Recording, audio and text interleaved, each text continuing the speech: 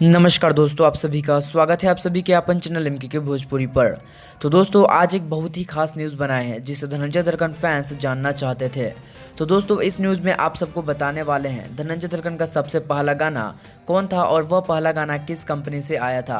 वह भी कोई फेक नहीं, हमारा चैनल कोई भी खबर बिना किसी सबूत के नहीं बनाता है, तो इसका सबूत भी दिखाने वाले हैं कि धनंजय दरकन का सबसे पहला गाना कब और किस कंपनी से आया था। तो सबसे पहले जान ले कि धनंजय दरकन जो बहुत ही कम उम्र में भोजपुरी इंडस्ट्री में एक अलग पहचान कायम कर लिए हैं, जो हर बच्चा के ज़बान पर जैसे हैं खेसारी लाल यादव, वैसे ही दिलों के धड़कन धनंजय दरकन। तो दोस्तों जैसे कि आप सब जानते हैं धनंजय दरकन वह बिहार के मोतिहारी जिला के गांव लाल बेगिया के रहने वाले हैं और उनका सबसे पहला गाना आया था जो कि आप सब सबूत के तौर पर देख सकते हैं, जो कि इसका पोस्टर धनंजय दरकन ने अपने फेसबुक आईडी पर 16 जुलाई 2017 को डाले हैं।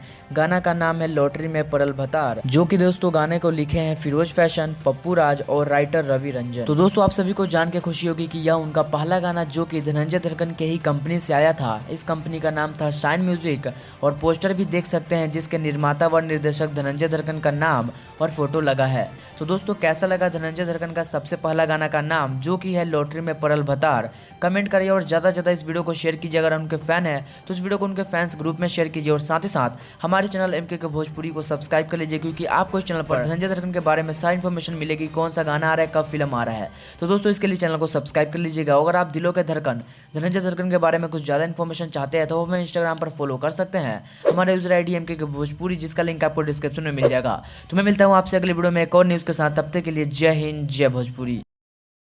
भोजपुरी इंडस्ट्री से जुड़ी कोई भी खबर सबसे पहले देखने के लिए सब्सक्राइब कर ले एमके भोजपुरी को और साथ ही घंटी को दबाकर ऑल कर लेता है। कोई भी खबर डालूं सबसे पहले आप मोबाइल तक पहुंच सके बिल्कुल फ्री में।